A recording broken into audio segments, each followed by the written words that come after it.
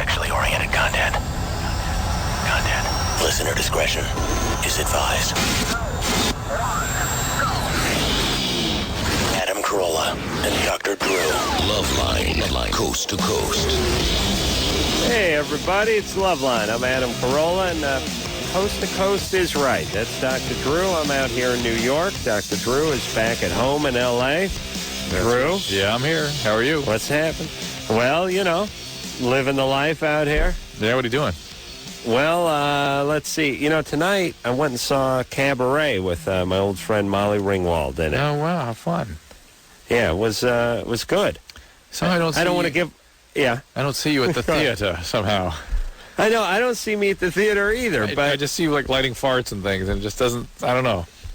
Well, it was one of these things where I came to New York, and I talked to Molly's sister, Beth, a couple days earlier. Oh. Yeah, good times. Good times. Okay. And she said that Molly's out here, and she's doing Cabaret, and it's real good. I said, what the hell? So I called her up, and we went out, saw the show. Good time. Had a good time. Nice. Had no idea about the whole Holocaust thing at the end of Cabaret. Oh, really? I thought it was like singing and dancing all the way through. Well, it's sort of the build-up to that, yeah. Yeah, I didn't know it got all weird with the Holocaust at the end. Yeah. It was moving. Yeah. Bring. Bring. Hi, how you doing? Hi. Wait, yeah. I'm Sugar. I'm Ace. Hey, Ace. Yeah. What are you wearing? Well, I'm wearing a nice black garter. Just thinking about the Holocaust right now. Oh, my Yeah. That's pretty much what it was. God. Oh, my God. Yes. Oh, well. I had a nice time. I had a nice Yeah. time last night by myself. It was good. Got about 300 calls in. Yeah, good time. Good time. You weren't talking about the Holocaust. That's right. All right, let's see. Phone number 1-800-LOVE-191. Drew, anything to say? Now, you want to talk about the dentist, or you want to talk about somebody's sex problems? I'd rather talk about the kids, because I'm here to help the kids. Here's Julie. She's 28. Julie? Yes? Hey, Julie. Hi. Hey. Hey. You may speak now. Okay. All right? And go. Go. Adam? Yeah. Yes. Hi. Hey. What's happening, Julie? Oh, I have a question about my sex life. All righty. I was having sex with my boyfriend, and after I had extreme pelvic pain, nausea, felt like I was going to pass out. My legs about gave out from under me, very shaky. Just happened once when I was on top. I haven't been on top since. He said a similar thing happened with his ex-wife, and he had taken her to the emergency room, and they told her it was because he hit her cervix. Anything we should know about him? No. Nothing special. No. Jeez, I wish I could hit a cervix just one time. No, I mean, he's not really... My ex-husband was actually probably bigger than him, and... Uh-huh. Of course, I don't think I couldn't hit a cervix if I was doing an autopsy. Probably not. But I wonder how that conversation went down with her current boyfriend. Oh, my ex-boyfriend, Yeah. my ex-husband. Oh, no. I didn't Yeah. tell him that. Check that off the list, brother, because my ex hung like a black rhino. You're hung like an acorn. So it definitely can't be that.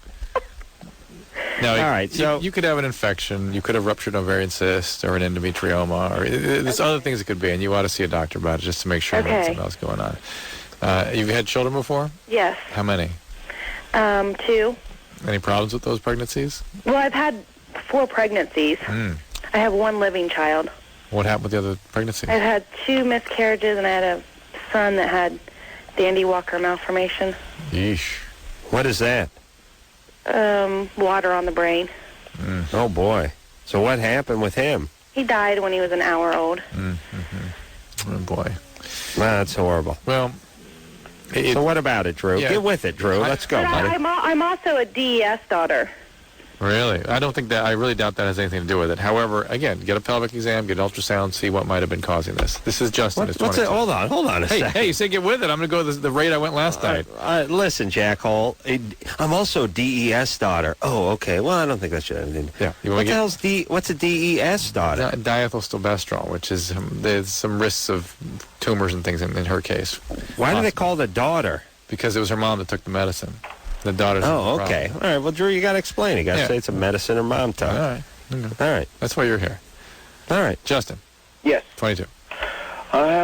I just have a question here. My girlfriend and I have been going out together for about 4 years, and we've both openly discussed everything that's happened in the past, and we are completely attracted to each other and love each other. Yeah. And we only have sex maybe twice a year. And I was talking with her about this, and it's not something that we're concerned about. Neither one of us are really concerned about it all or anything. It's just we've noticed that we don't think that's usual. And I just wanted to know if this is, like, normal, I guess. I mean, I really don't have too much of a problem with it, but I just was wondering if it was normal. How old is she? She's 21. Are you on medication? No. Justin is what, 22? 22, has sex with his girlfriend whom he loves and is attracted to twice a year. I mean, you know, it's not like it's a planned thing or it happens that often. It's just maybe it's 3 times or 4 times, but... A year. Yeah. I mean, it's just whenever it happens, but it's been maybe the last year and a half or so. I think even Woody Allen said if it drops below once every other month, he'd definitely look into it. And by the way, what was it at when it was at its peak? Like when you guys just started dating? Minimum once a day. And then how long did that last for? Almost a year. And then how long have you been dating? 4 years. And then so it went from once a day minimum at its peak in the first year. I mean, we're talking about, let's say, 400 times, 500 times in the first year, and then to maybe twice a year? Then from 500 times to 6 times. Well, yeah, it was like maybe the next year was, 30, 40 times in the year. And then it's just been like this last year and a half or so. And that doesn't trouble you? Well, no, it doesn't bother me because it's not something that I'm like, I don't know. I don't need to have sex. Are you having sex with someone else? No. Yeah. Well, let me ask you. What was different when you did need to have it every day? Well, it wasn't that I needed to have it. It was just kind of that I found someone that I wanted to spend the rest of my life with, and it was a brand new thing. I guess is really the whole thing. It was brand new. Okay. That was Drew, quiet down. Yeah. Drew is a passionate man, so he couldn't begin to understand this. But I don't share Drew's same passion for anything in life, really. Yeah. And except for napping and masturbating. And I mean, in a way, it's like I can kind of see where if you're still in love and it just only hits you a couple times a year, maybe. But at the age 22, bizarre. I mean, if you're in your 50s, 50s, that'd be another thing. But at 22, that is really weird. On the other hand, I don't want to damn the relationship if everyone seems happy. However, I bet. Hang on, let me ask this. Justin, is this your first love? Oh. Pretty much. No, I guess I was in love. I was with a girl for like almost 2 years. All right, but you don't have much of a facility with knowing when a relationship is over and how to end a relationship. You see what I'm saying, Adam? I think this is just one of those things that has wound down, and they're like, well, we're like brother and sister now. We're going to get married. And if that's what you want to do, that's fine. But there's something come out of this relationship, or not come out anymore. And what do you do on the honeymoon? Go to the and I wonder. Oh, how dare you? How dare you, sir? Molly Ringwald is a dear, dear friend. I know. And I came out to support her. There's a story attached to her sister. Go ahead. Okay. Go ahead. Well, maybe I lost my virginity to her. Maybe. Maybe. Good. So glad Molly brought that up, by the way, tonight at dinner. Oh, my God. How did she know that? The hell, I'm a big celebrity now. People talk. Oh, for God's sakes. Oh, Jesus. What? Go, Drew. Who do you got? All right, let's Who's next? This is, wait a minute here. This is Steve, 15. Steve? Yeah, hi. Hey, Steve. I'm just calling about a question about Novocaine or anesthesia. Yeah. I just had to get 4 teeth removed today, about 9:30. Well, according to Adam, the anesthesia is sort of like on the Flintstones. They take a big mallet and they smack you over the head. Is that how it works, Adam? No, they give you the nitrous gas. That's right. That's my thing. Nitrous gas. Okay. Nice. But they took out 4 teeth, one for an impacted molar, and then they decided to just take out the wisdom teeth while they were at it. But I was just wondering, like, how long would this normally last? Because I got it at 9:30, and it's still, like, pretty powerful. What? The anesthesia. What are you feeling? What are you feeling? It's just like it's a numbness, like how you can't feel anything when you touch it. In your jaw? Yeah, it's going to go on till tomorrow, I bet. Oh, man. Yeah. Well, it doesn't always hang on that long, but sometimes it does, and no big deal. Yeah, that was the only question I had.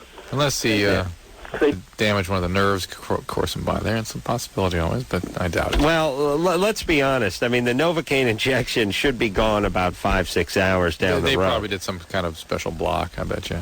Okay. Yeah. Allison, 21. Allison? Hello? Hello. Sorry.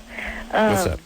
Yeah, I had a question about, I used heroin for about 4 years, and I've been off it totally for about 2 months, and I'm just curious about the cravings, because they're really bad right now. Yeah, well, you should be calling your sponsor and going to meetings. That's how that works. The treatment, without treatment, if you're not engaged in some sort of treatment process, you have a 100% probability of relapse. Okay. So you get in a car and go to a Narcotics Anonymous meeting or call someone from NA right now. Okay. Because trying to do heroin on your own is a losing battle, is a biology whereby your brain basically is tricked to believe that it needs the heroin to survive, and it's going to get it. That's it, period. Okay. Now, the way you combat that is with recovery. Recovery will... What? The way to combat that is with a recovery program. You can do quite well with that. Okay. Well, how did you get off it for the 2 months? Well, I went to a detox program, and I've just been going to AA here and there. I don't really have a sponsor. You have no sponsor, no treatment. Well, I've been to treatment several times. I understand, but if you don't have a sponsor, you're not engaged in treatment. Okay. The sponsor is the treatment process. And if you're not engaged in doing the steps with that person, you're just sort of treading water. All right? All right, Allison. Go do it. Hey, good times, though, right? Right. All right. Yeah, good times. Take care of yourself, right? Oh, that's got to suck, that heroin. Yeah. Craving something. It's not even crazy. It's like a drive. They feel like awful, like they've lost something very powerful, like lost a boyfriend or a girlfriend or a pet or something, and they know where the relief is. Yeah. Well, everyone I talk to does heroin is like, oh, you feel warm all over. You're right with the world. Everything is great. Like, really? Well, give me some of that. Oh, God. Drew says it's not too bad for you. Oh, my God. Well, That's true. I've said that, and I will stand by that. It just causes horrible addiction. Right. And the way you function, okay. And the way people give it to themselves can cause them horrible damage. You mean the injection? Yeah. Okay. Who's next? It's Joe, 17. Hey, Adam, Dr. Drew. Hey, Joe. Hey, Joe. Adam, you're the funniest man alive. Oh, thank you, Joe. God bless Adam, you. wait, hang on a second, Joe. Yes, Speaking of the funniest man alive, the mason jar guy called last night. Oh, he did? Thomas, and he had a real love problem. Really? Yes, and he was all upset and wanted to talk about it and was making amends for causing such trouble for us. He was going to come out here and visit us. Oh, Drew, you didn't make nice with him, did you, you jackass? I did. The guy who invented the mason jar call? And the biggest letdown of all, I'll have you know, I asked him, Anderson doesn't want me to tell you, but I'm going to tell you. I asked him, where did this come from? Where did the mason jar thing came from? And he said it was something you had said like a week before. You had made some reference to some woman having an ass the size of a mason jar. Well, I always found it to be a clever line, But wait a second, Drew. You didn't invite the guy out to the studio or anything, did you? Yes, I did. No. Drew, what's wrong with you? Because he is part of our history. Say no to anybody. Every time I show up at Loveline, there's some new puppy dog Drew is pulled in off the street, hanging around, eyeballing me, sitting on the sofa. Drew ran into him somewhere. They wrote a letter with a piece of chalk on a piece of bark and sent it from prison. And Drew's, come on down. And he's got like 15-year-old kids and guys trying to sell me steak knives. What is that with you, Drew? It's just You're such a sap. I'm a Stop sap. being such a such a soft touch. And I like making you miserable. The two things are just, I can't escape. Christ. He didn't even ask to come in. Drew just was unsolicited. I was bringing him in. See, Drew has to make nice with his enemies, and that's his problem. All right. Who's next, Drew? Joe. Oh, yeah, Joe. 17. Go ahead, Joe. Okay, thanks. Dr. Drew, I caught Teen Species. That was great. Oh, good. Thanks, Joe. I thought that was kind of cool. Yeah. Yeah. I thought it was very educational. Yeah, it was good. It was well done. I'm very pleased with it. Yeah. Yeah, I can't say that about most television. Drew, do me a favor. Get that on cassette, on VHS, half-inch, please, and send it to my agent. Would you please? I'd like him to then forward it to me so I could take a look at it. Okay, your people. Why don't we just send it right to your assistant since you have one? Send it to my assistant. She'll cue it up and give it to me, all right? It's 3 hours. I never imagined you'd watch 3 hours of television. Well, let me just see the intro. Thank you. Anyway, I got a herniated disc. 3L4 last year. From what? Lifting weights. Great. Yeah. Anyway, it got misdiagnosed for about 6 months. Everybody thought it was just like strained muscles or anything like that. Mm-hmm. So I basically took painkillers for 6 months. Then they actually found out with MRIs that it was a herniated disc. Mm-hmm. So I had an epidural in March, and it worked good for about a month. But then the pain sort of resurfaced. Did you have one or a series? Oh, I had one, and then I ended up having another one about a month ago. And the anesthesiologist, he sort of messed up. He said the muscles were too tight. Yeah. The first time he went in with a syringe. Yeah. So he went in and redid it, and it really felt like it didn't do anything at all. It feels like my back muscles are a lot tight now, tighter. Mm-hmm. Are you still taking... What's happening, buddy? You in pain? You nervous? You beating off? What's going on? I'm a little bit nervous. But okay, buddy. That's okay. You still taking pain pills? No. I'm on Celebrex. And that's it? Yeah. Well, herniated discs, I guess the next... It's kind of complicated. There's really not much else to be done other than physical modalities, physical therapy, that kind of thing. So you really need to get into a formal program. And to operate on something like that is usually a huge mistake. The only real indication for operation is if you start getting some motor problem, like weakness in one of your legs. But herniated disc, you're awfully young to have that kind of thing, but they're very common, and they tend to get better on their own. Yeah, I had physical therapy, too. They did traction. Well, it didn't really help at all, though. You should go back to physical therapy, and if what not, the hell's traction, dude, Drew? My grandma had traction after she got in a car crash. She put this crazy harness around her chin and neck, and then swing these weights over the door and would pull her head up like she was a bobblehead doll. It's to distract the spaces between the vertebrae so the discs can kind of be relieved of tension. It's really just to distract you. Yeah. Well, you feel like, your back don't hurt so much anymore when your head's getting pulled off, does it now? Good times. Isn't that what it is? Except Joe had the lumbar traction, which is even cooler. Put on a big harness. And...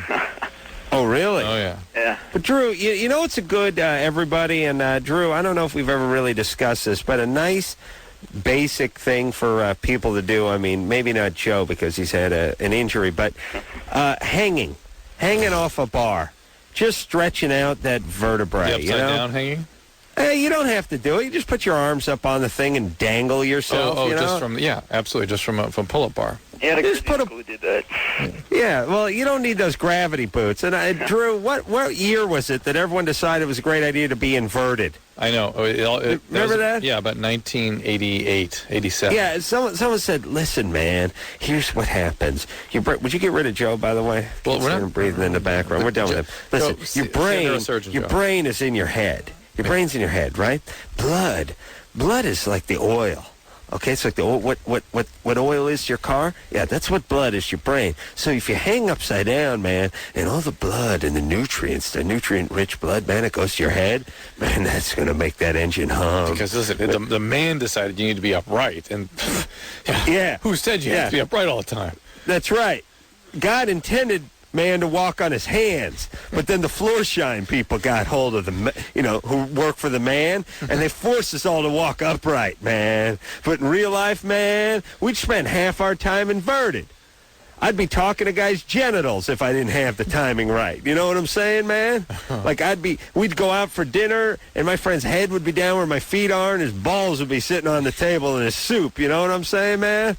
But the man made us stand up straight. He put heels on his shoes, and he was like, put a shine on those shoes too, boy, and dance.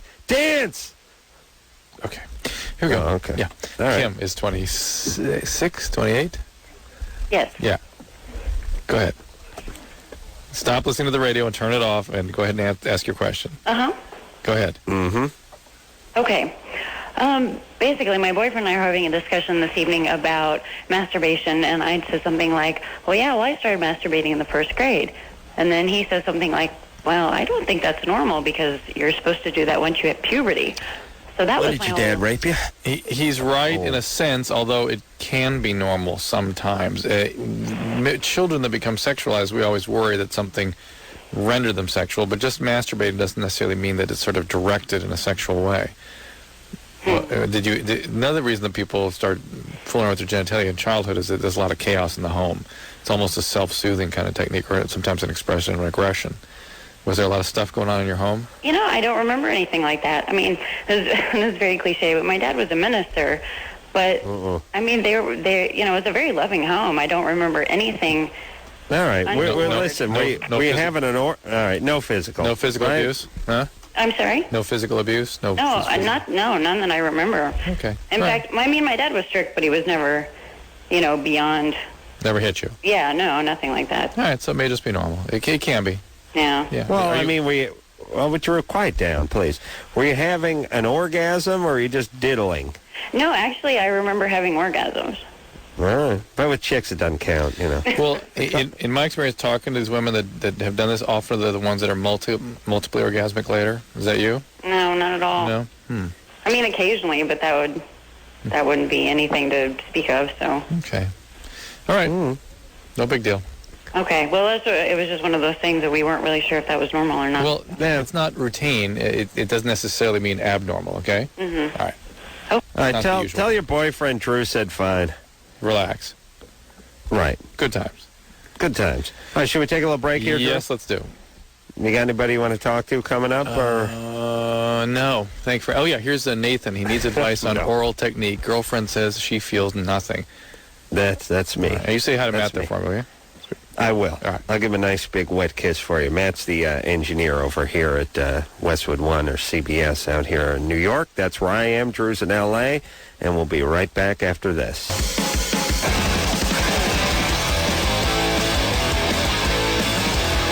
Hey, everybody. It's Loveline. I'm Adam Carolla. I'm in New York. That's Dr. Drew. He's in Los Angeles. Phone number 1-800-LOVE-191. Drew? You. Guess what time the car is taking me to the airport tomorrow, buddy? So you're on your way to London. It's got to be about, let's see, and it's now 1:30 there. It's got to be about 5:20.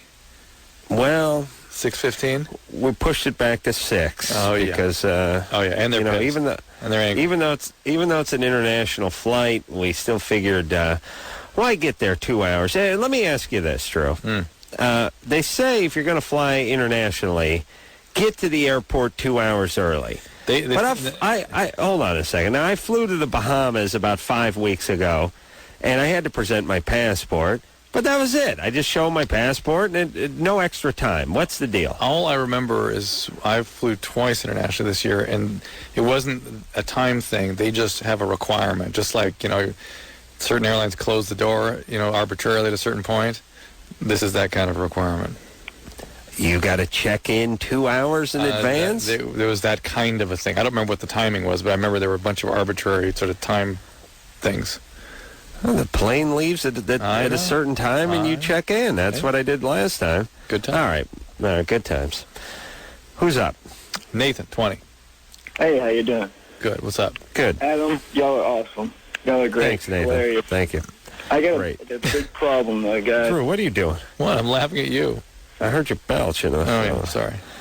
Okay, go ahead, Nathan. About a couple weeks ago, I'm with my girlfriend. I'm going down on the right, and she just kind of says, hey, I don't feel anything.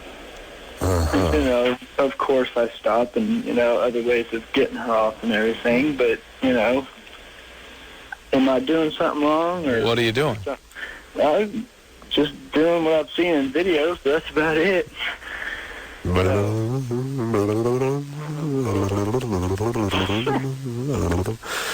You doing my? Are you using a smart bomb or using my carpet bombing technique? Neither. I see. Now, let's look at it this way. The vagina has, let's say, a top, a bottom, and a middle. What part do you focus on? Top being closest to her navel. What part are you focusing on? About the middle. About the middle? Well, the middle, you ain't going to get nothing. Now, you got to cheat up toward the top. You got to be at the top. Okay. Right. All right. Cool. Yeah. Fine. Yeah, just stick around the top there, and move in. Drew, what would you say? I mean, you got to be rhythmic. They don't want you to change it up too much, right? Right. Soft. I mean, flat part of the tongue. Right, soft. Don't jab at it like a flyweight, and flat part of the tongue, Drew. Mm-hmm. Good time. Nice. Do not. True. Revealing a little technique. He's a passionate man. Do not do what you would want her to do to you. All right. Immediately stop that way of thinking. Cool. Right. That's very good. And once you get a little rhythm going, stay in it, and she'll kind of let you know what she likes. So here's what it's like. Put Nathan on hold. Mm-hmm. Drew. Yeah. Stop me if I'm wrong here. The first part, especially with a woman that you don't exactly know, the first part is sort of a feeling out part. It's like door number 1, right. door number 2, right. door number 3. I mean, which one is it? Right. Localizing. It's like radar. You're what it is you know the enemy's in the vicinity, but you got to lock in. I know I shouldn't look at the vagina as the enemy, Drew, but I can't help it. I just can't. No, it was I understand. Bad rearing. Yeah. Yeah, you understand, bro? Yeah, right. Okay, so once you lock in on the area you need to be, then you stay on it, and you stay very rhythmic about it. But the beginning part is a sort of searching, and you take the area, and you work from large to small. Mm-hmm. I mean, you kind of narrow it down, right? Yeah, good times. Now here's the wild card, Drew. Mm-hmm. The fingers. Some chicks are into that finger, right, some chicks ain't, right. and then some chicks like to mix it up a little. They're into the finger one night, and then the other night's like, oh, it's too much. Yeah. It's too much. Yeah. Hey, when has a guy ever said too much? Or change their what they like. Change it. Like, you loved a thumb in your ass on Monday, but on Tuesday, oh, it's gross. You're making me feel dirty.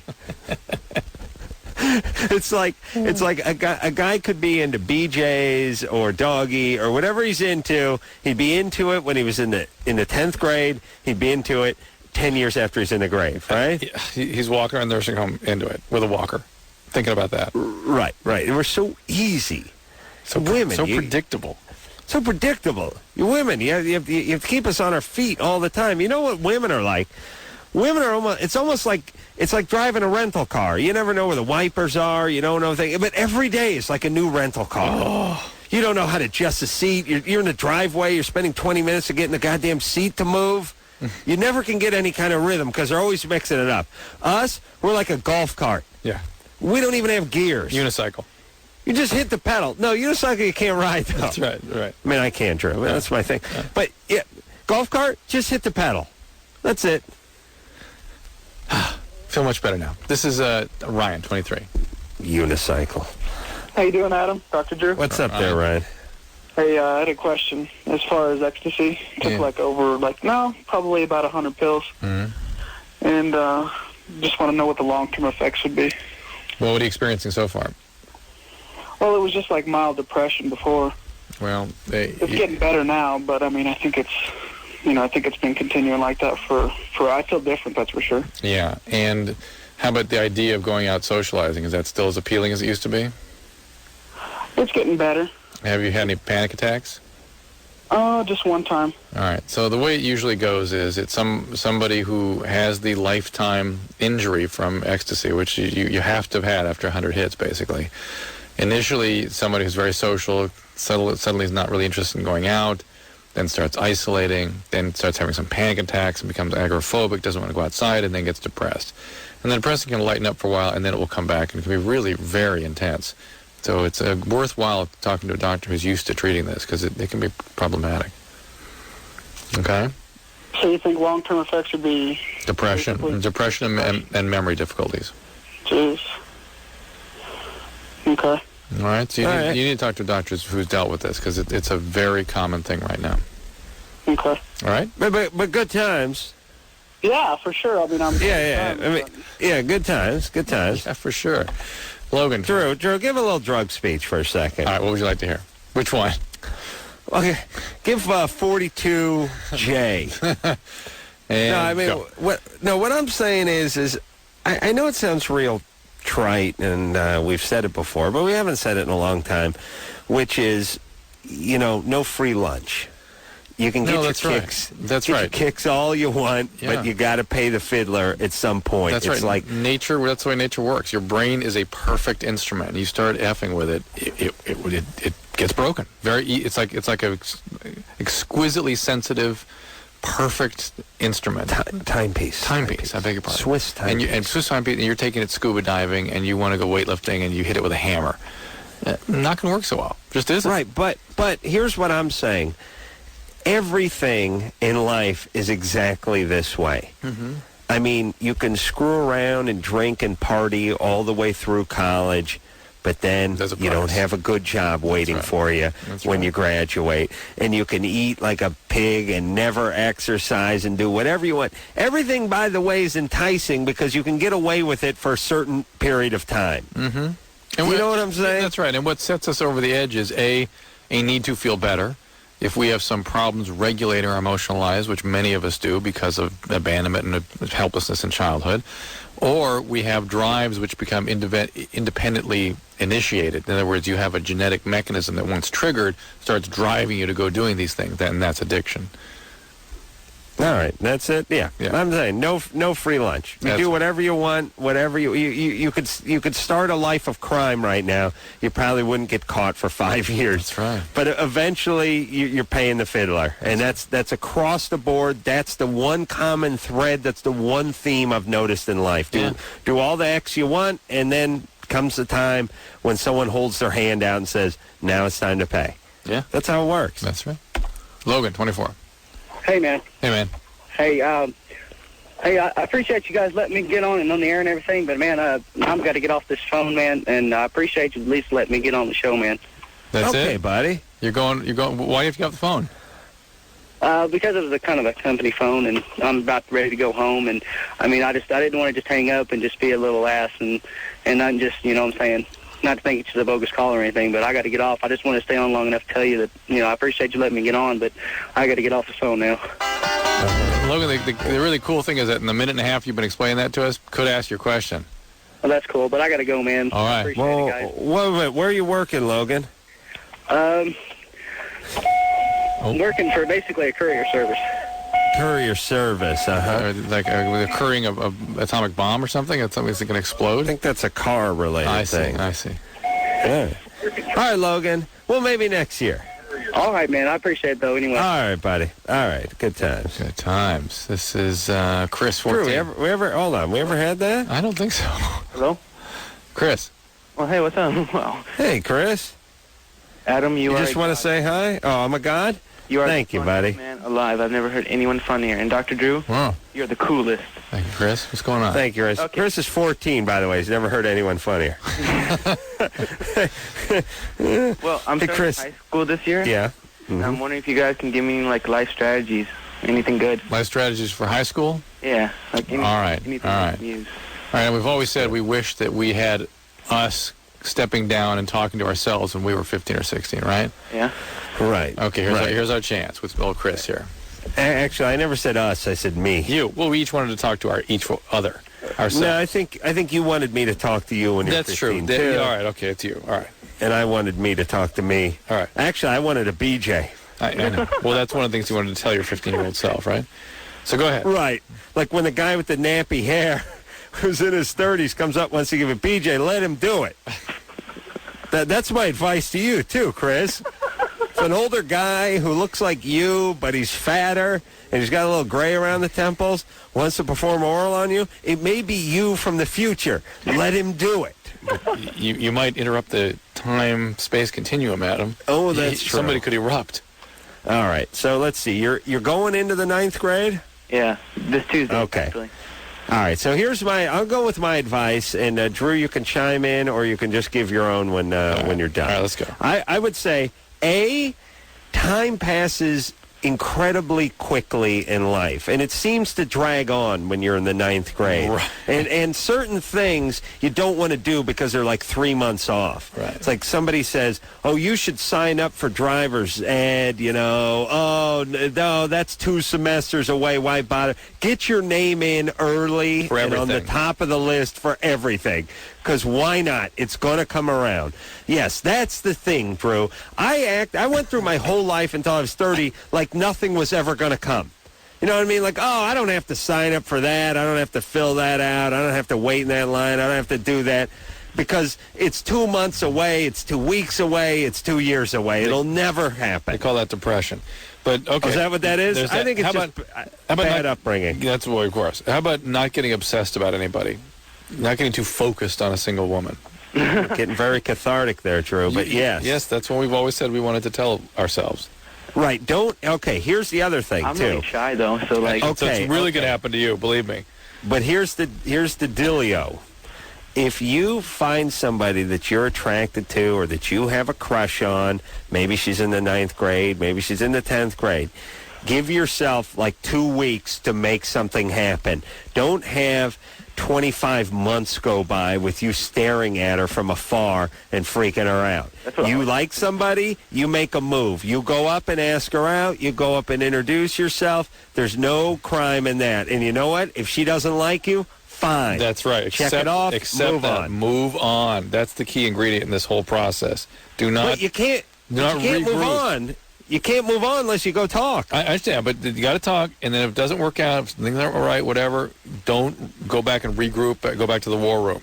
Just move on to another subject. I usually go the whole year without talking to her, and then, I wish I had when it was over. There's one already. That's right. That's right. I told you. But everybody in high school does that, except for the 2 cool dudes who have all the dates and do the whole thing. That's the whole thing. You want something? I'm not saying go up and get her in a headlock. I'm saying go up, introduce yourself, and talk to her. Guess what? If she's into you, you'll know. And if she's not, you need to know. Yep. Thank you. That's it. All right. Be on the top of the list, and don't waste time. All right, thanks, guys. That was great. Right. I'll be sure to use those strategies. All right, buddy. Good times there, Chris. Thank you. Bye. Yeah. He's telling his buddy tomorrow. He said, cheat by getting on to the cutting in line and rape. Those are the 2 keys. And Drew said rape. Yeah, he said right. Go walk up right to her and get some. Nice. Drew, what's going on over there? We've got like a timing problem, you and I. No, we don't have a timing problem, Drew. You have a timing problem. I see. Well, when I have that problem, it throws you completely off. You know what? I'm not paying attention to you. That's good. Just keep going. Then just keep going. I can work rhythmically because I know the ebb and flow of a conversation, but not you, Drew. Right. I want you to relax. Right. Okay. What'd you do? Drink some coffee? Yeah. Are you a little bit beaked up tonight? Yes. Not that I'm aware of. In fact, tired. Tired, but maybe overcompensating. Maybe. Okay. Hey, Drew. Take a chill pill, brother. I do. Okay, guy? All right, brother? Yeah, bro. All right, we're going to take a break. Cool. You pop that chill pill. I'm going to have 3 Valium and a Jack and Coke. Okay. And we'll be right back after this.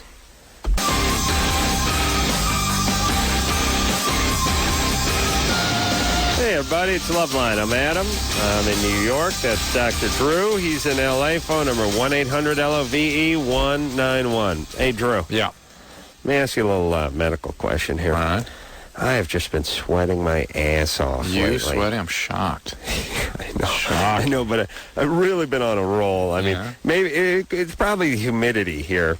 Yeah. It's been a little humid. It rained like hell today, man. I mean, it was pouring, and it was kind of cool. Everyone was apologizing, but, sorry it's raining. But I was like, hey, it's cool. I haven't seen it in a while, but I've just been sweating my ass off. What the hell's going on? Well, What's up? I know you spritz in your palms and your forehead. You're a shifty guy. No, not my palms. Your forehead. No palm sweat. Just a lot of forehead sweat.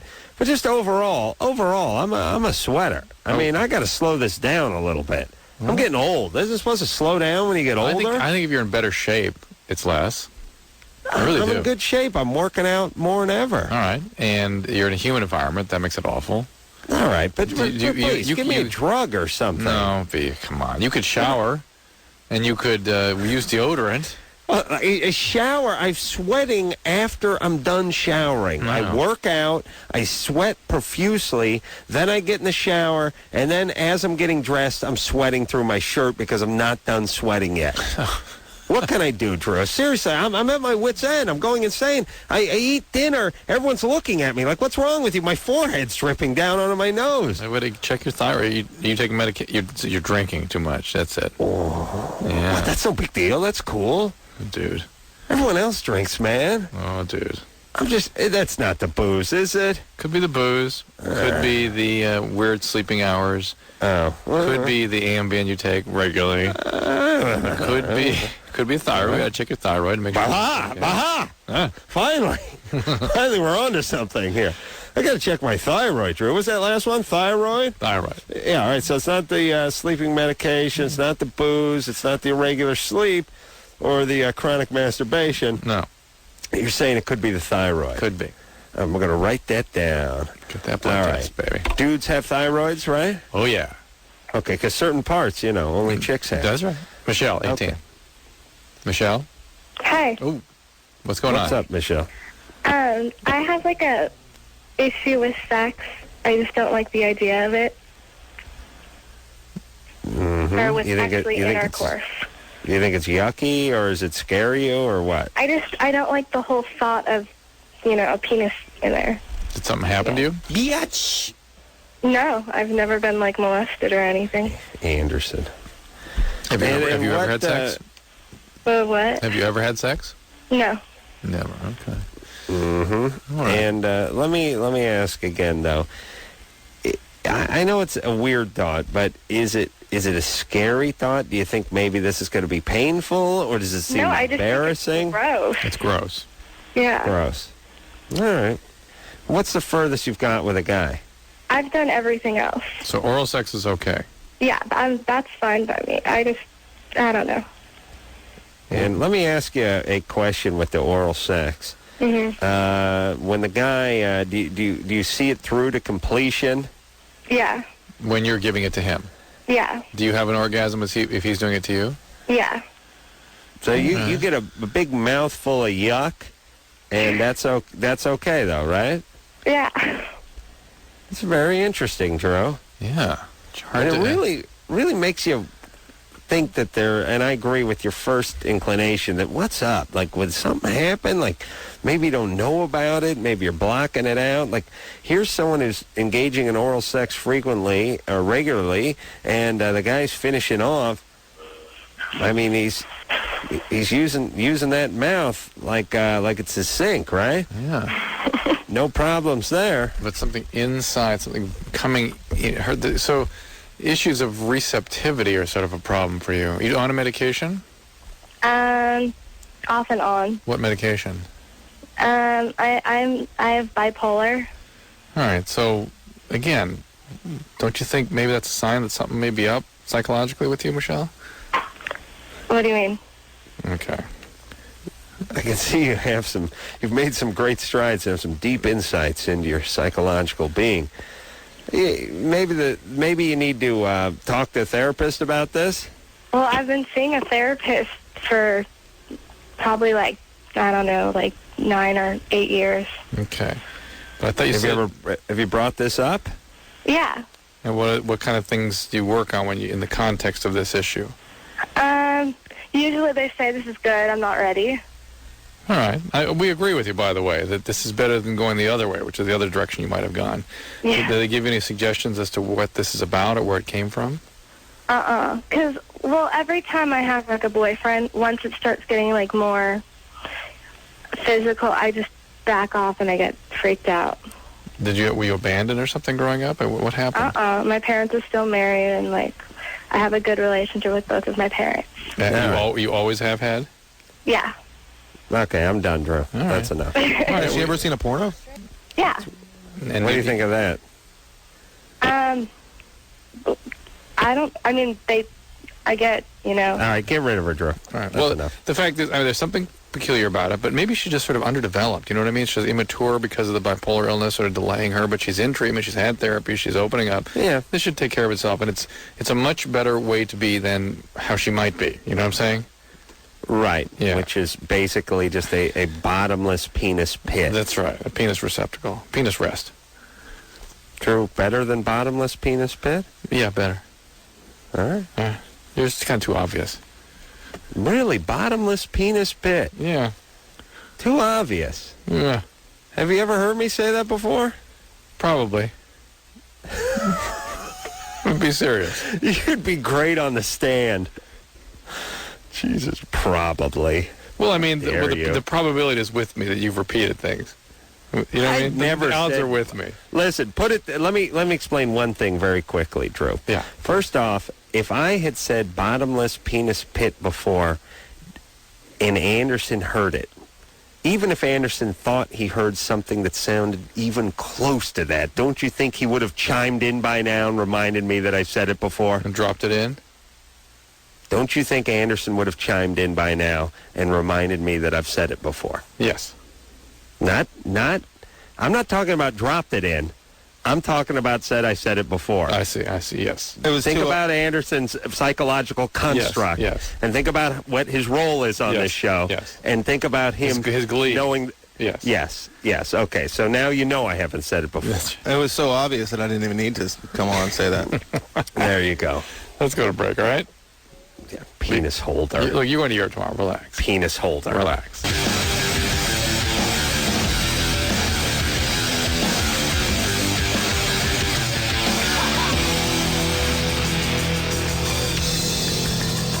Hey, y'all. Loveline. I'm Adam. I'm in New York. That's Dr. Drew. Yeah. 2 o'clock out here. Car's picking me up. 6 a.m. Yeah. And you know, you get that phone call. That phone call about 5:41. Mm-hmm. Yeah, I'm just telling you I'm here. It's like, all right, I'm here too. I got a boner, and I'm not awake yet. Where are you staying? Oh, I don't want to say, Drew. Four Seasons? Yeah. Oh, you're such a bastard. It's nice. No, yes. You know what I like about the Four Seasons? Everything.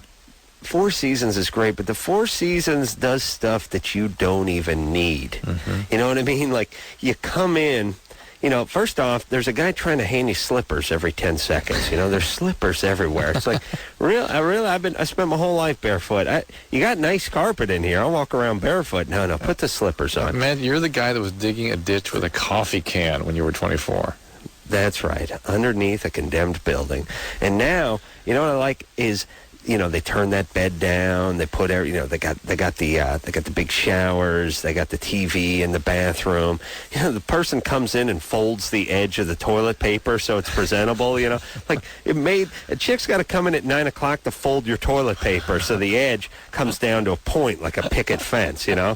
Which, by the way, I don't want to talk too much about it because there's an impending lawsuit, but I stabbed myself in the ass with that point. No. Yeah, I can't, that's all my lawyers permitting me. Wait a minute. He's not, no, he's shaking his head, no.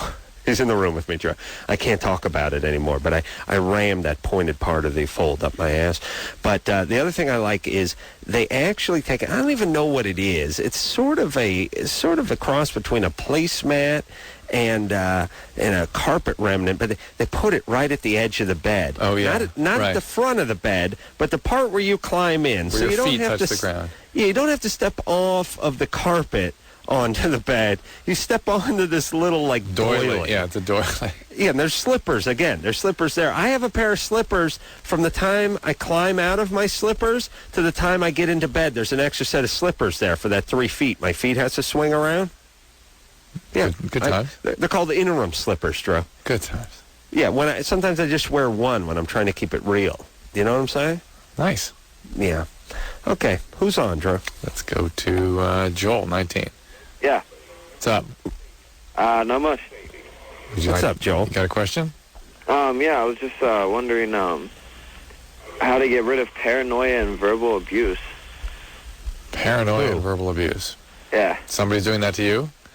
Well, no, I do it to my girlfriend. Are you scared she's cheating or what? Yeah, I'm like always trying to check up on her and stuff like that. And I've been with her for about 8 months, and I mean, I love her and everything. And she loves me, and that's just like... Well, that's a good way to treat her when you love someone. Treat them like crap. That's good. Yeah. That's great. Yeah. The best way to remedy this problem at 19 is wait about 11 years. Wait about 11 years? It magically goes away. It goes away a little bit every year. I think this is more than the routine 19-year-old uptight male stuff. I think this is the real thing. Yeah. Would you ever hit her or hurt her in any way? No, it's nothing physical. I mean, like, we'll both, like, joke around physical, but it's nothing serious. But, I mean, that's just playing around. But, like, it's more like verbal, you know? I mean, when I get real mad, you know, I mean, I'll put her down, you know, I'll make fun of her, call her names, stuff like that, and it's just starting to really affect our relationship, so... Well, you're abusive, Joel. You can stop. Yeah. If you can't stop, you're going to lose her. Yeah. It's a pretty simple equation. And if you don't lose her, then there's something wrong with her, that she would stick around for that. Uh-huh. Well, maybe that'll be his next angle when he's beating her up. What's wrong with you that you'd stay with me? Were you abused when you were growing up? No. I mean, verbally? Not verbally, no. Physically? No. I mean, I know, well, I mean, I've had problems in my family where, like, because I'm the middle child. Yeah. It seems like my parents are always picking on me, you know? Yeah, abusing you. Yeah, I don't know if that really has anything to do with it. But. Well, that's where you learn that was okay. Uh-huh. Okay. Right? That's what you expect from people that love you, is that they would tease you and shame you and abuse you, and that's not okay. And a healthy person will not put up with that. Okay. All right. It's time to stop, all right? And I just have one more question. This is Adam's advice of a couple nights ago. It's okay to behave like a sane person. Yeah, even if you're not, even if every fiber in your body tells you not to act sane, just act sane. Then society will believe you and leave you alone. Uh-huh. Okay. Thanks, Adam. Good. I guess something else, Joel? Something else, Joel? Yeah, I just had a question. Me and my girlfriend, she never had anal sex before until I did with her, and we've had it about 4 times now, and she says she doesn't enjoy it. Like, she says, you know, I mean, it feels yucky or whatnot. Bottomless penis pit. Yes. Thank you. But, like, I don't know. I was wondering, do you know if girls really actually do enjoy that or not? Rarely. Your girlfriend doesn't, and go ahead. That's part of your little abusive acting out. Don't be a jackass, Joel. She says she doesn't like it. I don't care if every other woman on the planet loves it. If your girlfriend says she doesn't like it, then she doesn't like it. And stop screwing around. Jordan, 15. Jesus Christ. Hey, hey, what's up? Hey, Jordan. Hey, Adam. I watch the Man Show every now and then. You're awesome. And, Drew, I saw Teen Species a little while ago, and that was just excellent. Thank you. Incredible. I loved it. Thank you very much. And see that, I like the way you get the kind of backhanded compliment to Adam. I watch that match every once in a while. Well, he's 15. He's got a very busy schedule. That's right. Yeah, but he caught all 3 hours of the Teen Species, dude. Sure. At least Adam understands. Thanks, man. I had a question about birth control. Like, what's the best condom for guys, and what's the best, birth control pill for girls? Well, the best birth control pill is the one that that accommodates her in terms of, how can I put this, remembering to take the pill. If she can't remember to take it, she should take the shot. If she can't remember to take the week off and has to keep taking pills every day to make sure she takes it at the same time, she should be on a 28-day packet. And the type of pill should be the one that gives her the least side effects. And sometimes it takes a little fooling around to find the right one. Yeah. So he's asking, but he's asking what the best pill is, not the best method, right? Well, it really doesn't matter, which is the most effective, which will keep her from getting pregnant. The pill. The pill? Yeah. Yeah, if she's responsible, the pill. All right, is she? So. If not, it'd be the shot, the Depo-Provera shot, but that has a lot of side effects. So. Yeah, I heard about that, and I was also I had a physical the other day with my doctor, and he said something about there was some kind of thing called foam for birth control. I don't know what the heck that is. I never heard of it before. Well, there's stuff, the suppositories and foam you can put inside the vagina that sort of slows the sperm down, but those are not very effective at all. I would absolutely not recommend that. Okay. Well, thank you very much. All right. All right. Good time. Keep if she's not on the pill yet, keep that emergency contraceptive pill around in case there's a mistake, all right? Yeah, and one more thing is Trojan like the most effective condom here? Because that's all I hear on your guys' commercial. Loveline is brought to you by Trojan, America's #1 condom. Trojan, there are consumer reports out on condoms every once in a while, and Trojan always does well, and Durex does well. And so you want to stay with name brand, not colored, no fancy. Don't get too fancy, all right? Yeah, I know. I heard that from you on one of the other shows. All right. Yeah, all right. Yeah, good times. All right, Jordan. All right, bye. Don't use the ones I used in high school. I used these sesame ones. They're Big Bird? Well, you've seen the sesame. No, that's not a bad one. No, this was Oscar. He'd come out of his garbage can, but it wasn't his garbage can. It was ball sack. The Grouch. I mean, I'd use the ones that were actually covered in sesame seeds, the bagels. I see. For her pleasure. Yeah, and then we'd switch to Poppy at a certain point, but a lot of them came off in the vagina, and it turned out to be a mess. So, no frills. I agree with Drew. Good times. Tom, 24. Hi. Hey. Tom. Hey, I was calling just because I was wondering if there's anything I can do about the obsession with anal sex. Who are you with? Your girlfriend? No, I'm separated from my wife right now. Because of this obsession? No. What happened? I cheated on her, actually. And she found out about it? I told her. Why'd you tell her? Felt guilty. So to relieve your conscience, you told her and ruined the marriage. Interesting. And was it because she wouldn't have anal sex with you that you had to cheat, or you felt you needed to cheat? I just felt that I did, I guess. I was drinking a lot. And, so maybe this is part of your alcoholism. You're just... Yeah, I believe that's probably part of it. All right. So when you're drinking, you'll do all kinds of stuff that you wouldn't otherwise do. And you come from an alcoholic family system? Yeah. Yeah. So you've been raised in a chaotic alcoholic system where stability and intimacy are things that are sort of threatening and lead you to feel perhaps exposed to the potential of helplessness. You're using, drinking around everything that escalates, that gets going, and you'll do all kinds of crazy things when you're loaded. And when you're in your disease, it's part of the disease process. It takes over. So how about doing something about that? Well, I don't understand the part where he's obsessed with anal, though. I mean, does he keep renting movies that, does he have the Ass Master series or the You Bang Us Your Anus series? Or I don't have any of that, no. Well, what's going on? I mean, how's this affecting you? You're not with a woman. It's just, it's bothering me because my wife doesn't like it, and I really can't have sex with her unless I have that. So really, just you can't just have the regular intercourse and a nice BJ. Too boring. Wow, I wish I could get to that place. Wouldn't it be great to be there, Drew? Yeah, we no. No, I guess you're right. If there's something wrong where you need high levels of arousal, again, that is part of this disease process. Suggests that something sort of overwhelming happened to you growing up. Were you beaten or something? No, nothing really happened that I can recall.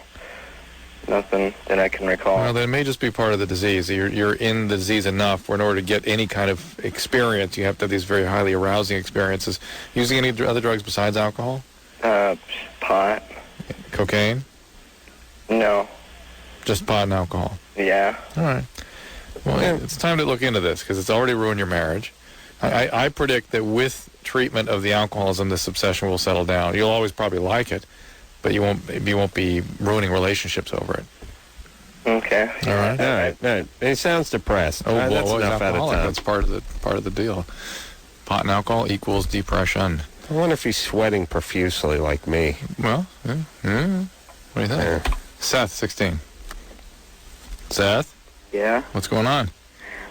Every time I masturbate, first of all, I want to say, Adam, you're the best, dude. Thanks, Seth. You're so funny, man. Thanks, buddy. And also, whenever I masturbate, I get like a burning kind of sting sensation in my testicles. And I went to a doctor once, and he told me, basically, just I have to live with it. Well, Drew, have you ever heard anyone having a burning sensation in their testicles? No, that's bizarre. Tell us more. When does it occur? How long does it last? Right after it comes out. Is it in the testicles or is it down sort of in the underneath in the perineal area? Kind of a little bit of both, but more in the testicles. In the testicles themselves. And how long does it last for? About 5 minutes. 5 minutes. And is it radiate in any way? No. No, it just stays right there in the testes. What do you mean radiate? Mean moving outward? Does it go towards the rectum or up into the abdomen or anything like that? No, it stays right in the same spot. In the testes? Yeah. And the doctor told you to live with it? Yep, basically. And you told the doctor, I beat off, and when I'm done beating off, I feel this burning. Yeah.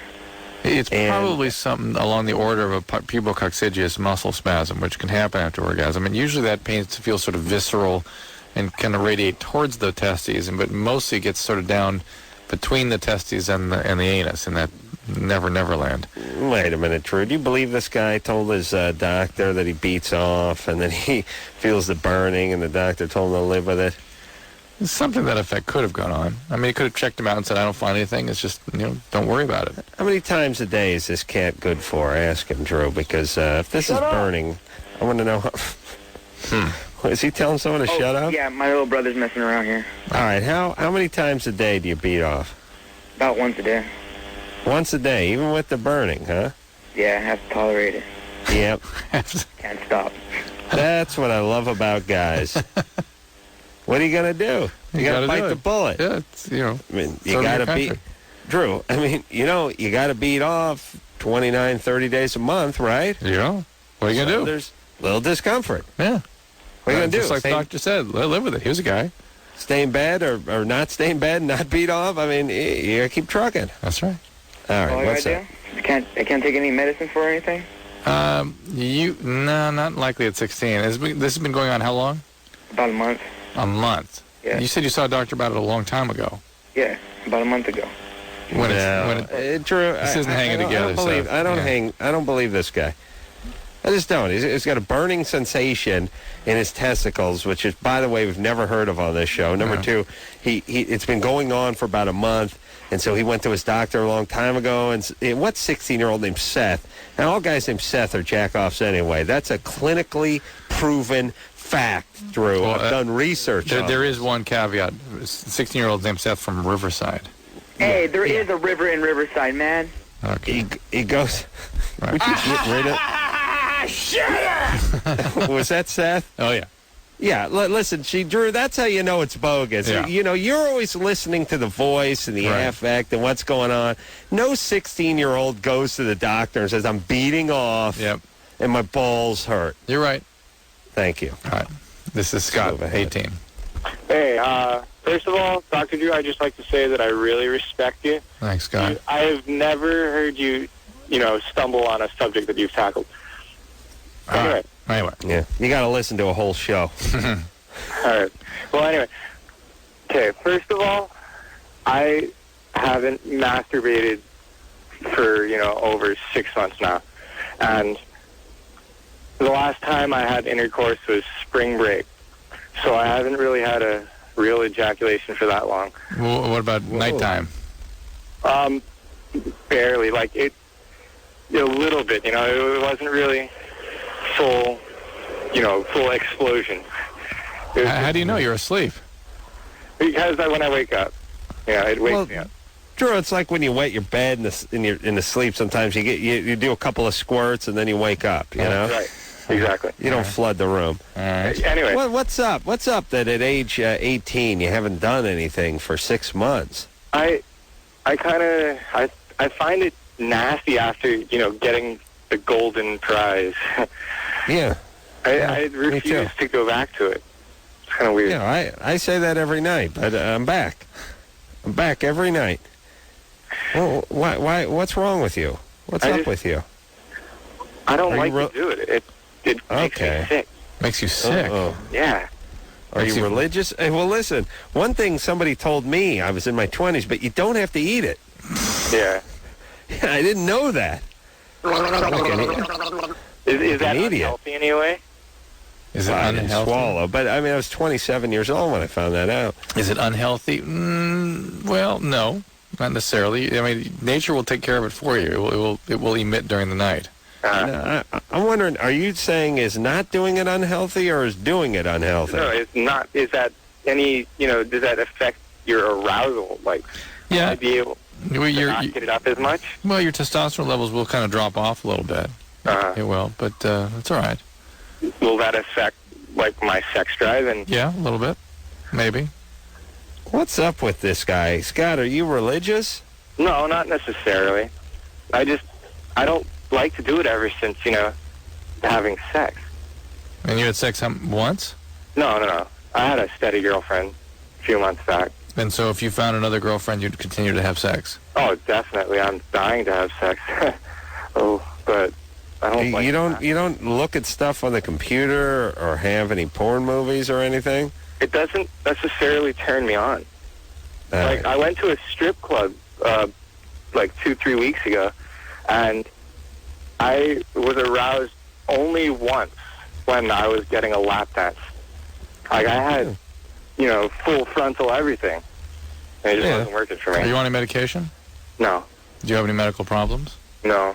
Any other changes in your constitution or symptoms? No, nothing.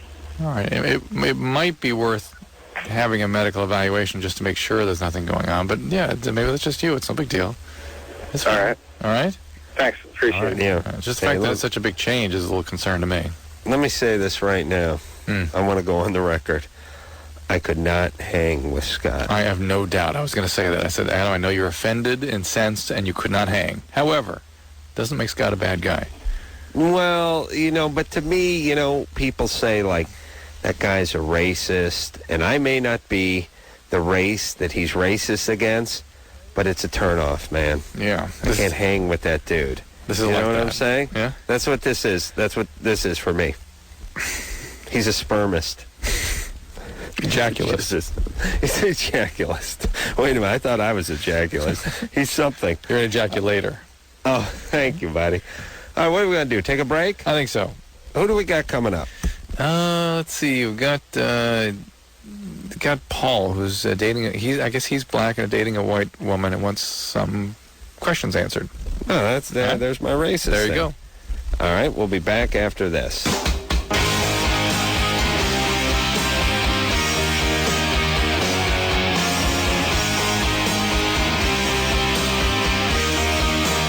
Hey, everybody, it's Loveline. I'm Adam. That's my partner and on-again, off-again lover, Dr. Drew. Oh, are we off again? I said on-again, off-again. Yeah, but you always say it like that when we're in trouble. I can't tell you a lie, Drew. Is this why I'm not going to Europe with you? I feel as... We need to spend more time together. We need to, sit down and just have dinner face-to-face once in a while. Yeah, we tried, Your man. schedule just sucks, man. It just really is getting to me. I tried, man, but it's like we're drifting apart. What do you mean? I can't breathe, man. Oh, I see. I can't breathe because it's like you're trying too hard. You need to just relax and let it happen. And if it happens, great, man. But you can't make it happen, okay?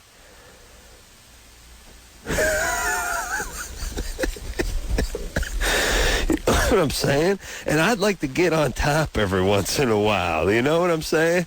My ass is not a pincushion. You hear what I'm saying, brother? Bottomless penis pit. My ass is not a bottomless penis pit. You understand? You just need to know this really hurts. I know it does, and I couldn't think of a good way to tell you, and I didn't want to say it when I was in the studio because I know... Because you're a coward. You scare me. You get hostile, man. Your passion is so powerful that it consumes you, okay? I'm in New York, and I'm saying, let's just take this time. Is this thing on? All right, what are we doing here, Drew? We're talking to Paul, who's 16. Paul? Hey, what's up? First off, I'd like to say what's up, Adam. You rock. And then Dr. Drew, what's up, man? Paul? Good times. Yeah. So what's going on between me and this chick? I mean, I've had interracial relationships in the past. And first off, I'm actually Indian, actually. Indian, an American Indian. Yeah, American Indian. And my dad's Irish and English. Okay, so you're... So what has happened in the past, I've had an interracial relationships twice, and both of them haven't worked out at all. I mean, really, horrible, just horrible. Well, interracial. You're Caucasian, 50%. Well, it's like half. You still have that little differential, I mean, I'm a passable black person. I mean, people would just be like, oh, okay, that's just another black dude. But, I mean, he just looks like a guy off the Jerry Curl box or something, But you're a North American Indian. Yeah. All right. Okay. Wait a minute. Well, hold on a second. Wait a second.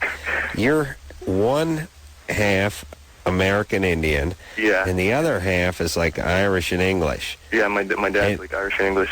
And everyone, everyone, quiet down. Everyone thinks you're black? Yeah, come on, I have brown skin, so basically, I mean, everybody's like, whatever. Listen, I worked with a bunch of guys that had brown skin. They were from, like, El Salvador, Nicaragua, and Mexico. No one thought they were black. I mean, just in always my eyes, I mean, ever since I was little, I always had a problem with it because my aunt that I met for the first time on my dad's side, she was just like, oh, yeah, you're just black, She was like, you're not my what you call it, brother's son or whatever. So I was like, whatever. So because of something an aunt said to you 10 years ago, you're harboring resentments against the world?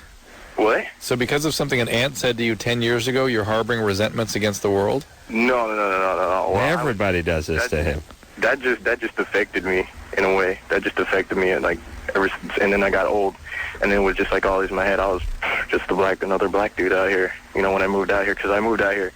My mom's was living out in Belize, and I was born out there, and then I moved out here in 93, when I was 6 or whatever. Well, where are you living now?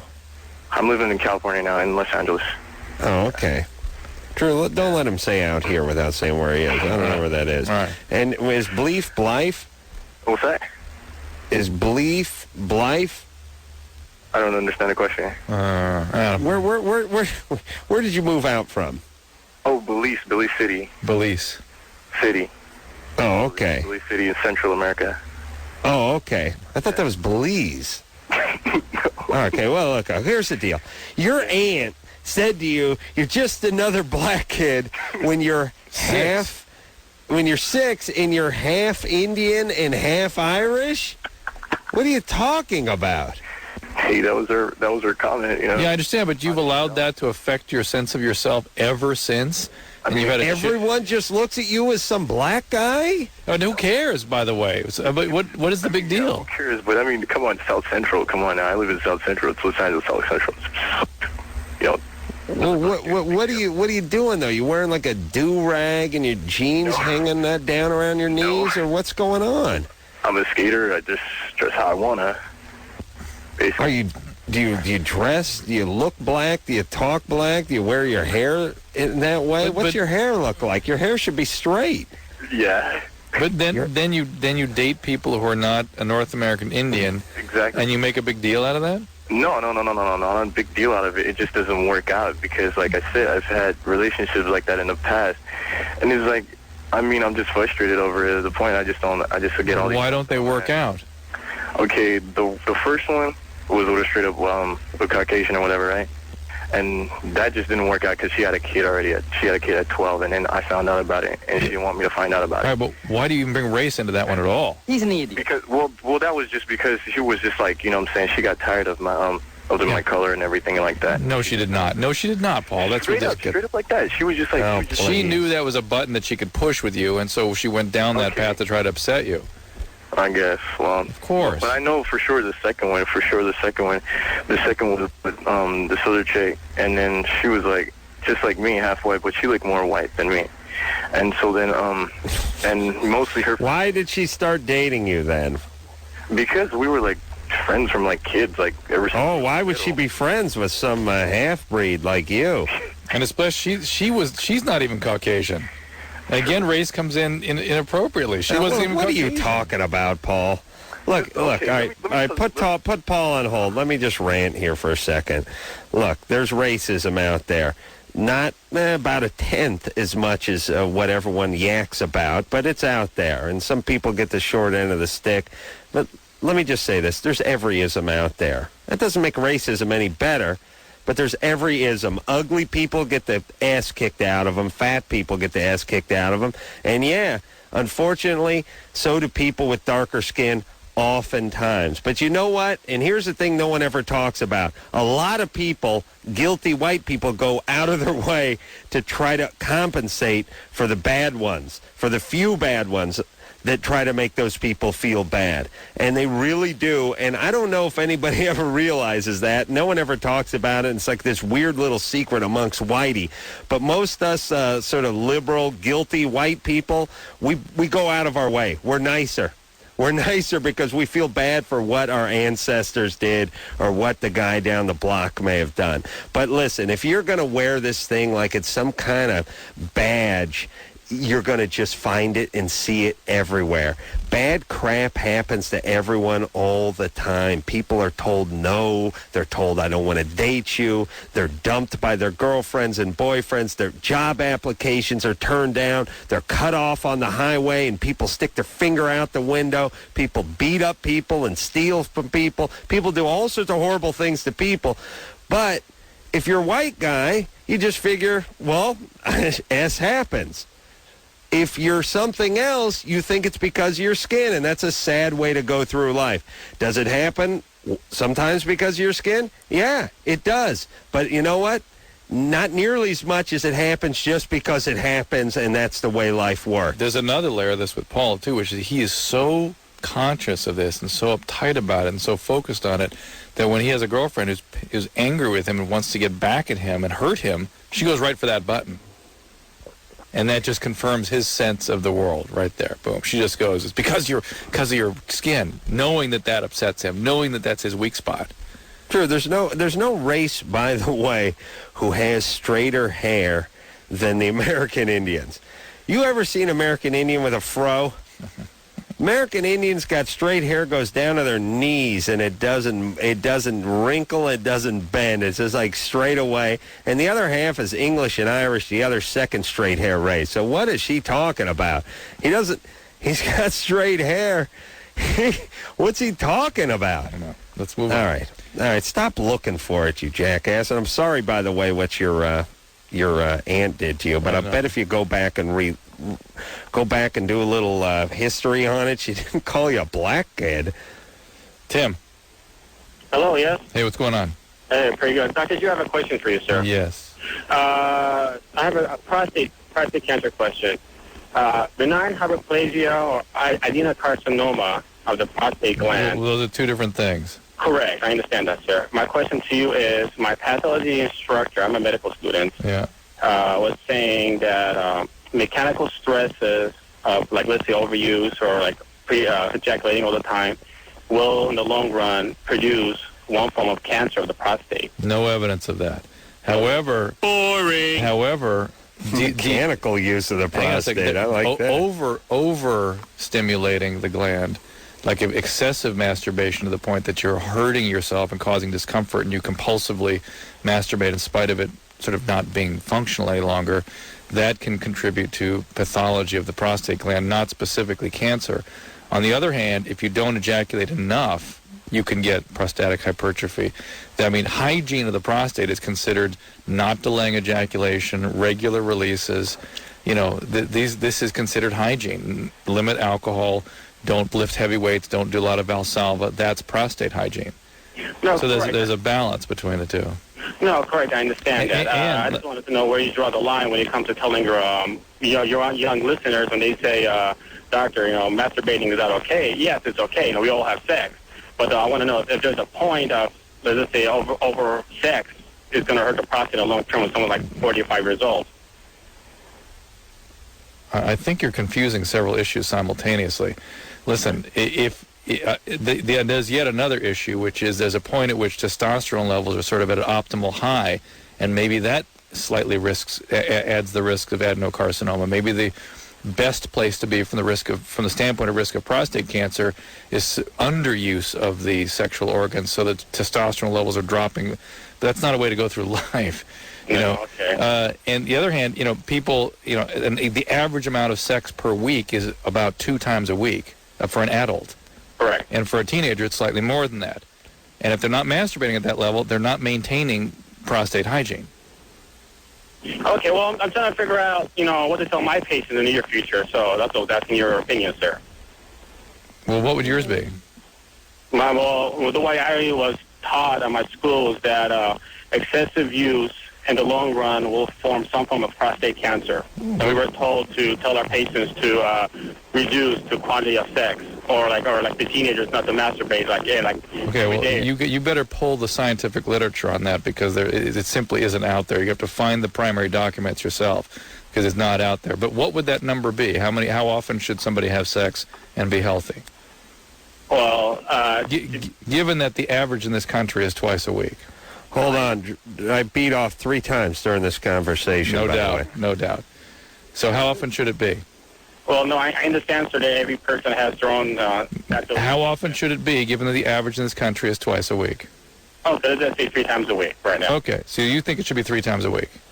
Okay, going with the average, yes, sir. All right, so the masturbation should be about that, or maybe a little more, because they're at peak levels of testosterone at 18. All right, listen, this is enough. Yeah. Even I don't want to hear about this, but I'll tell you what I'll do, fellas.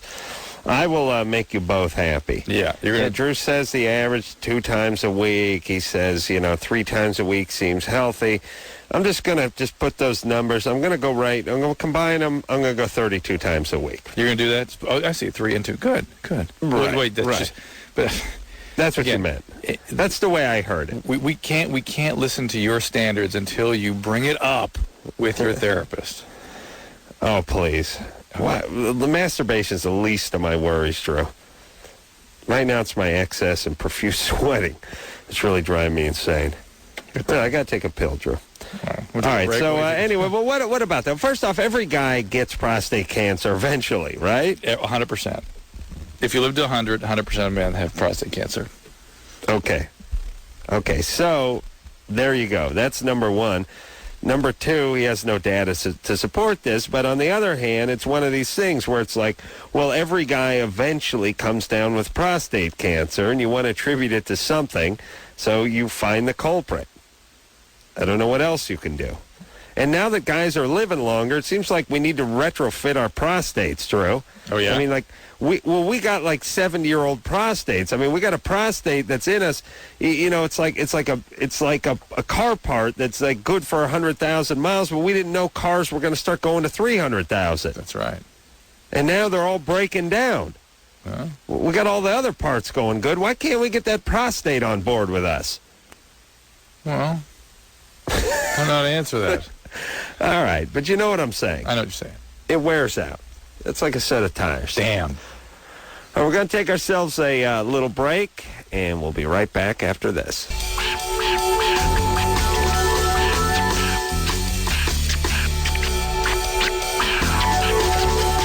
Hey, everybody, it's Loveline. I'm Adam Carolla. That is Dr. Drew. Oh, forget about that phone number. I'm out here in New York. Drew is in L.A. And, yeah, about this close to dropping trout right now. Yeah. Oh, yeah, buddy. Woo. I tell you, man, it's good. I swear, I dropped trout, Drew, man. Oh, man, don't think I won't, man. Woo. What's going on there, Drew? Here's Flora. She's 50. Oh, Flora. Flora?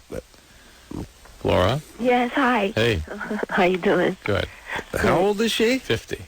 50. All right. What's up there, Flora? Okay. My man is 50 as well. And he told me a week or so ago that we use Astroglide, right? And he said it makes him numb. You ever heard of such? Not specifically, but it can. I think some of those agents can leave you sort of desensitized a little bit, I bet. It doesn't surprise me that much. Oh. Why, is he having trouble having an orgasm? I think so.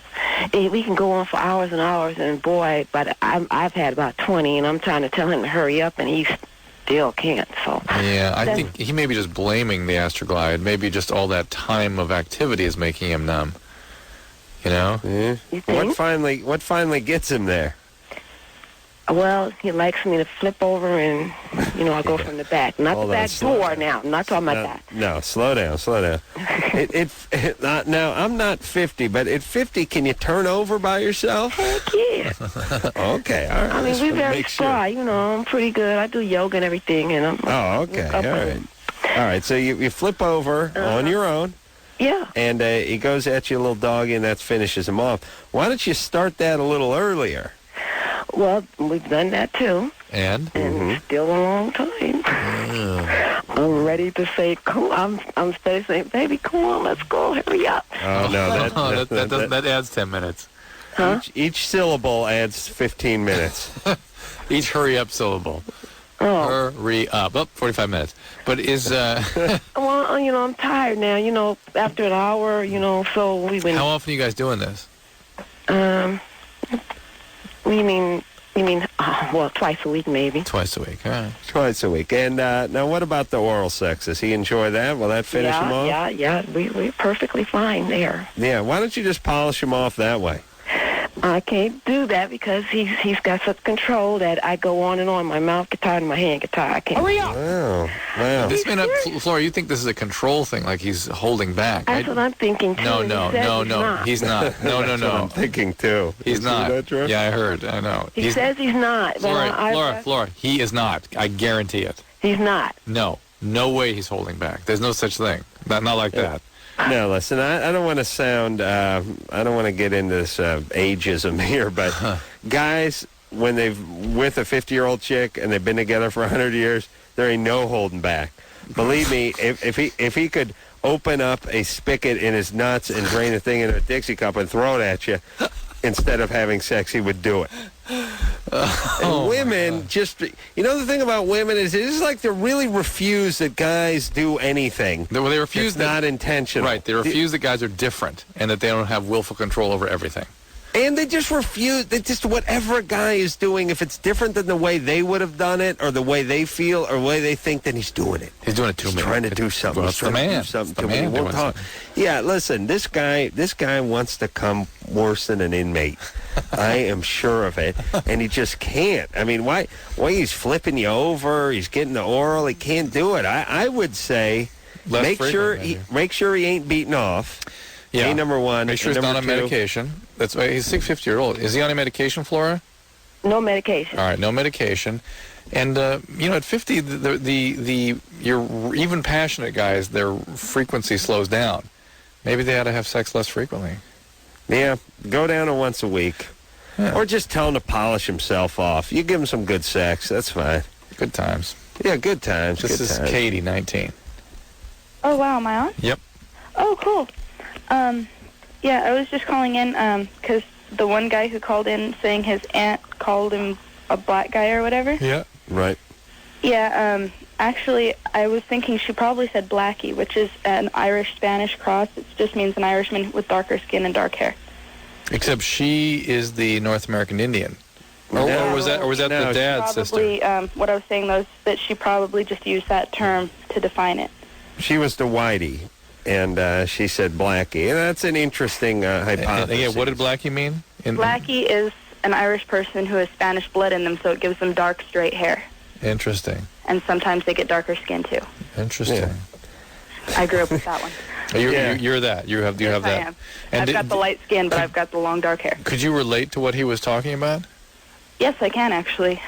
Nobody in my family, though. It's mostly friends of mine say it jokingly, but... No, but, I mean, the fact that you see that in everything and anything that happens to you and people poke at you because they know it's a soft spot for you. She's got white skin and dark hair. She looks like one of the Coors sisters. I'm about as white as they come. I don't tan. Okay. Yeah. But I've got black hair. They just physically call her Blackie. White with black hair. Wow. They call her Blackie like you call a dog Blackie. What? Yeah, that's a good look. She looks like one of those chicks from the Coors, whatever that band is, where those hot chicks play the fiddle and stuff. Where are they from, Drew? That too. You can play the fiddle? Mm-hmm. Where is it? it? 9. Get it out. Oh, God, I haven't seen it in 2 years. Oh, all right. It's out the garage somewhere. But thank you for the information. Mm-hmm. No problem. All right. So that's maybe they're calling him Blackie, like how the mix do it. Interesting. What's next? Jacqueline, 14. Hi. I had a question about, my boyfriend and what I should do. A, B, C, D, E, F, G. Go ahead. I see. I'm sorry that I have a baby voice. That's all right. You're 14. I'll let you slide. Yeah. Well, he cheated on me, and we've been going out for, 10 months. And then we just recently broke up, a week ago. And he had sex with, an 18-year-old girl. How old is he? He's 14. All right. But he's a grade younger than me. Okay. And, I mean, I lost my virginity to him, and I risked so much, like, from dealing with my mom, just trying to get with him. Well, he's a bad guy. And your mom maybe had a better sense of who he was than you did. Yeah, I just wanted to know what I should do. Should I go back out with him? Because... No. Oh. No. Just forget it. Just let it go. This will be... You'll be yet another woman wishing she had waited longer to give up her virginity, but it will be a lesson that you will learn. Hopefully you will stop going after these a-hole guys. Yeah, and you know what? Don't go back out with him for him. Yeah, that's right. I mean, he's 14. He's screwing around on some chick he's nailing. He doesn't deserve you. Yeah. Well, not only that, but teach the guy a lesson. Yeah. I mean, Drew, you always talk about that. We never really do it as it applies to the recipient of the discipline. Yep. But I agree. it's good for people to have consequences and see that actions have consequences. Absolutely. It teaches them right from wrong. Maybe. Maybe he'll turn the corner. Maybe. Hey, Drew. Hey, Adam. Hey, everybody. Hey, listen, everybody. I got a car pick me up about 3 hours and 6 minutes. So you're going now? I think I'm going to head back to the hotel. Should I call? Now, your hotel's on the same street as the one you're on, right? Right now? Yeah, but it's kind of way down there. So I can call you on your phone? Yeah, call me on my cell, but I think I'm going to grab a cab. All right, good times. All right there, buddy. Have a great trip. I'll see you in about a week. You hang back and mop up for me, brother? Yeah, bro. Okay, brother. All right. Good times, good bro. Times. See ya.